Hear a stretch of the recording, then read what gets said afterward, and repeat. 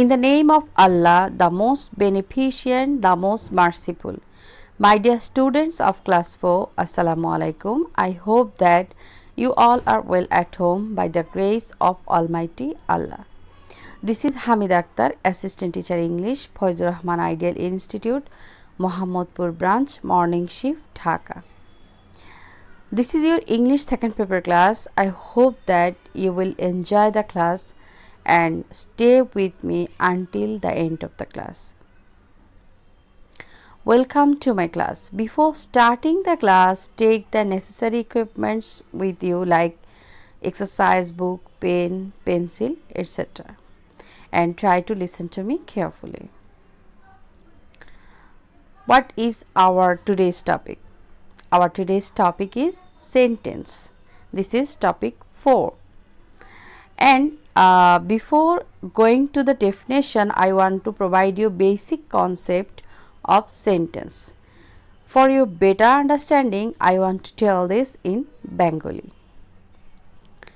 আমরা যখন আমাদের পরিবারের সদস্যদের সাথে, বন্ধুবান্ধবের সাথে অথবা অন্যান্য পরিচিত অপরিচিত যে কোনো মানুষের সাথে কথা বলে থাকি, তখন আমরা পূর্ণ বাক্য ব্যবহার করে কথা বলে থাকি, যে কথার একটা অভ্যন্তরীণ অর্থ থাকে।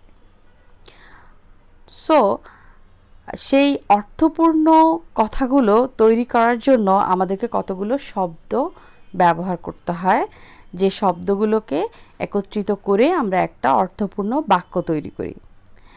এখন কথা হচ্ছে, আমরা কি কতগুলো বাক্য পাশাপাশি, কতগুলো শব্দ পাশাপাশি বসালেই সেটা বাক্য হয়ে যাবে? যেমন ধরো, আমি যদি বলি পাখি আকাশে ওড়ে, কথাটা শুনে নিশ্চয়ই তোমার হাসি পাচ্ছে না, কারণ কথাটা যৌক্তিক। কিন্তু আমি যদি তোমাকে বলি গরু আকাশে ওড়ে, নিশ্চয়ই এখন তোমার হাসি পাচ্ছে, গরু আবার কিভাবে আকাশে ওড়ে?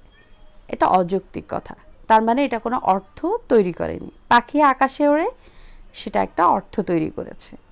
তার মানে হচ্ছে, যে কোনো বাক্য তৈরির জন্য প্রথমত কতগুলো শব্দগুচ্ছ লাগবে এবং সেগুলোকে আমাদেরকে উপযুক্তভাবে গঠন প্রণালী অনুযায়ী সেগুলোকে পাশাপাশি বসাতে হবে এবং সেই বাক্যগুলো পাশাপাশি বসিয়ে একটা যুক্তিসঙ্গত অর্থ তৈরি করতে হবে।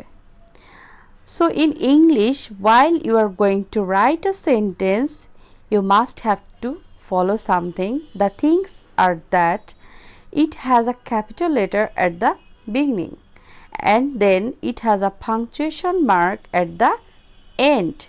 It has words, that means more than two words, two words. Then it has finger spaces. It means that you have to put some space between two words in a sentence. It makes sense. This is so important. So what is sentence? A group of words which makes a complete sense is called a sentence. একগুচ্ছ বাক্য যেটা একটা পরিপূর্ণ অর্থ বা ধারণা তৈরি করছে, সেটাকেই আমরা বাক্য বলতে পারি। For example, I eat rice. What are you eating? You can see in the picture someone is taking rice. So these are the examples of sentence. How many types of sentences are there? There are five types of sentences. Like assertive, you can say declarative also, interrogative, exclamatory, imperative, objective. So what is assertive sentence? A sentence that makes a statement or assertion is called a declarative or assertive sentence.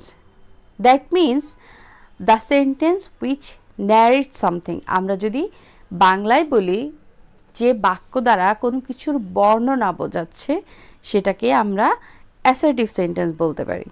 For example, she loves flower. I'm reading a storybook. They are playing football. These all are the examples of assertive sentence. Then what is interrogative sentence? A sentence that asks a question is called an interrogative sentence. যে বাক্য দ্বারা তুমি কাউকে কোনো প্রশ্ন করে থাকো সেটাই হচ্ছে interrogative sentence. For example, does he go to school? Here you can see a punctuation mark at the end, that is question mark. Then what is the color of the shirt? Who is your teacher? All these sentences are basically questions to someone. That's why you can say that these are the interrogative sentences. Then what is imperative sentences? A sentence that expresses a command is called an imperative sentence. Like যখন তুমি কাউকে কোনো কিছু আদেশ উপদেশ দিচ্ছ বা অনুরোধ করছো সেটাকে আমরা imperative sentence বলতে পারি। যেমন রোদে দৌড়াবে না, সময় মতো ভাত খাবে, এই ধরনের কথাগুলো সবাই বড়রা সবসময় তোমাদেরকে বলে থাকে, আর এগুলো ইম্পারেটিভ সেন্টেন্সেরই example. For example, do not hate the animals, don't tell a lie, open the door. All these sentences are the examples of imperative sentence. What is optative sentence? A sentence that expresses wish or prayer is called an optative sentence. যে বাক্য দ্বারা কারো কোনো ভালো কামনা করে থাকি, দোয়া করে থাকি, সেটাকে আমরা অপটেটিভ সেন্টেন্স বলতে পারি। For example, may Allah bless you, long live our parents, wish you all the best. All these are the examples of optative sentence. Then what is exclamatory sentence? This is an interesting kind of sentences. A sentence that expresses strong feelings or emotion is called an exclamatory sentences. Like তুমি খুব দুঃখিত হয়ে একটা কথা বললে, খুব আনন্দিত হয়ে একটা কথা বললে, খুব আশ্চর্য হয়ে একটা কথা বললে, প্রত্যেকটা এই ধরনের বাক্যগুলো প্রত্যেকটা বাক্যকেই তুমি এক্সক্লেমেটরি সেন্টেন্স হিসেবে ডিফাইন করতে পারো। লাইক তুমি পরীক্ষা খুব ভালো নাম্বার পেয়েছো, তখন তুমি এক্সপ্রেশন দিয়ে কথা বলবে, যে বাক্যটি বলবে যে ওয়াও আমি খুব ভালো নাম্বার পেয়েছি, তখন সেটা তোমার এক্সক্লেমেটরি সেন্টেন্সের আওতাধীন হবে। So how nice the bird is, alas I am undone, bravo you have done a great job. All these are the examples of exclamatory sentences. So in the exam, what you have to do, you have to identify the different kinds of sentences. Like you will have 5 sentences in the question paper, and then what you have to do, you have to identify what is the type of the sentence. যে বাক্যগুলো তোমাকে দেওয়া থাকবে সেখানে, সেই বাক্যগুলো পড়ে তোমাকে বুঝতে হবে এটা কি assertive sentence, imperative sentence or exclamatory sentence.